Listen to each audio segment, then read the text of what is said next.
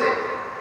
তৃতীয় নম্বর যখন ফু দিলেন বসা থেকে দাঁড়িয়ে গেছে ওই ব্যক্তি। চতুর্থ নম্বরে যখন ফু দিলেন হাঁটাহাঁটি শুরু করে দিয়েছে। এভাবে যখন ফু দিলেন ওই ব্যক্তি কথা বলা শুরু করে দিয়েছে। সুবহানাল্লাহ।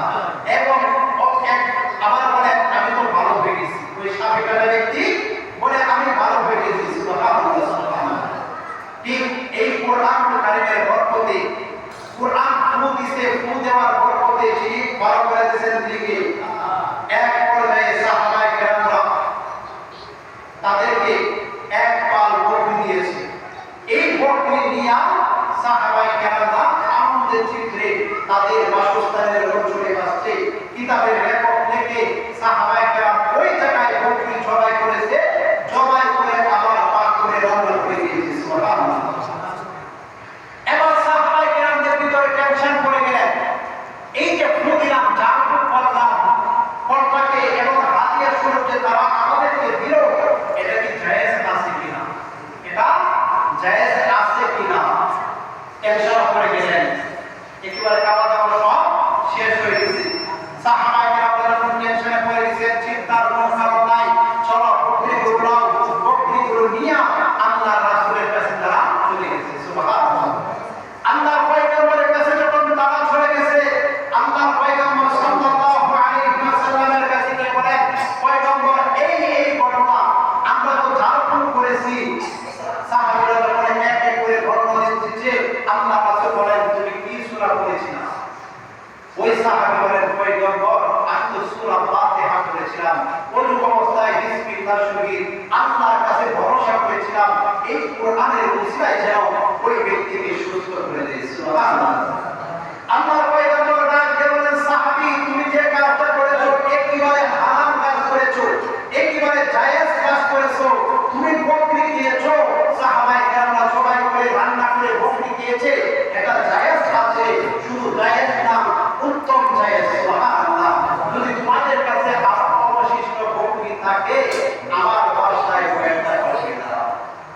সুবহানাল্লাহ। আল্লাহর কাছে বলেন আমার বাসায় কয়েকটা পাঠিয়ে দাও। আল্লাহ রাসূল সাহাবায়ে কেরামদের সাথে কি করতেন?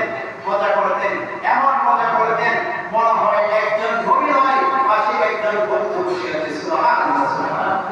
আল্লাহ রাসূল কেমন মজা করতেন?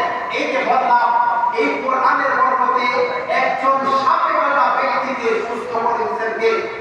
আল্লাহ রাব্বুল আলামিন। কিসের বরকতে? কোরআনের বরকতে। বলেন কিসের বরকতে? কোরআনের বরকতে। ঠিক কোরআন পড়েও যদি আপনি মানুষদেরকে জারফুল করেন, যিনি ভালো করে দিবেন তিনি কে? বলেন তিনি কে? আল্লাহ রাব্বুল আলামিন। দুঃখের বিষয় এই কোরআন আপনি আমি করতে জানি না, জানার জন্য চেষ্টা করি না। তাহলে চেষ্টা করা উচিত না উচিত? বলেন দরকার আছে না নাই? আছে। আল্লাহ রাব্বুল আলামিনের বন্ধু বিশ্বনবী সাল্লাল্লাহু আলাইহি ওয়াসাল্লামকে যখন পৃথিবীর জমিন থেকে মুছে দেওয়ার জন্য কাফেররা চেষ্টা করেছিল, শুধু আল্লাহর রাসূলকে হত্যা করার জন্য চেষ্টা করে নাই, আল্লাহর পয়গম্বরের উপরে এই কোরআন নাযিল হয়েছিল। এই কোরআনের মতন তারা আরেকটা কোরআন বানানোর জন্য চেষ্টা করেছিল। রব বলেছেন যদি তোমরা পারো এই কোরআনের মতন একটা কোরআনের প্রয়োজন নাই। এই কোরআনের মধ্যে 114টা সূরা আছে, তোমরা মাত্র একটা সূরা বানিয়ে দেখাও। সুবহানাল্লাহ। কে চ্যালেঞ্জ দিয়েছে?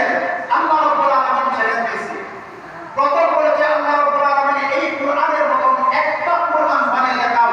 কারণ আল্লাহ রাসূল যখন কোরআন বলতো কাফেররা বলতো নবী যখন কোরআন পড়ে বানায় বানায় যায়। নাউজুবিল্লাহ। এবং কবিতা পড়ে কোথা থেকে জাদু মন্ত্র করে চিৎকার দিয়ে বলে নাউজুবিল্লাহ।